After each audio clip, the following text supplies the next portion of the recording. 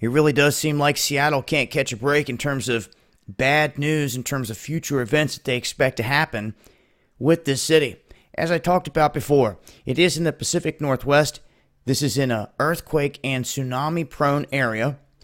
And as they have stated many times before, they expect that when the big one hits the Pacific Northwest, that this place will basically liquefy because it's built on top of landfill, where they had to fill everything in to build the city. And they say that this will basically cause liquefaction. Everything will liquefy when a big enough earthquake hits, and buildings will literally start to sink into the city.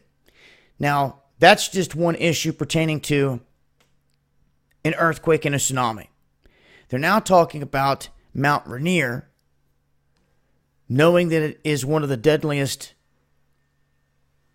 out there in terms of volcanoes. They say it's one of the most dangerous volcanoes in existence. But they're saying it doesn't even have to erupt to cause some issues. They're saying that there could be some kind of collapse in a certain sector, a sector collapse, or there could just be magma leakage. And if this happens, the magma leakage is going to cause what they call a lahar. A lahar is a giant flow of hot mud. It carries with it trees, water, anything that it picked up along the way, moving on average at about 60 miles per hour. And it's rolling forward with the consistency of a zillion tons of wet cement. It will take out anything in its path. And as they're showing here, some of the rivers that run along from Mount Rainier down into Seattle, downtown Seattle, the Puget Sound and everything, they're going to fill up with this runoff if there was an eruption. Now, as they're saying here, it doesn't even need to be an eruption. There could just be some leakage out of this thing of magma, and it could cause one of these events to go into effect off of one of the sides of the mountains and then down in toward the city.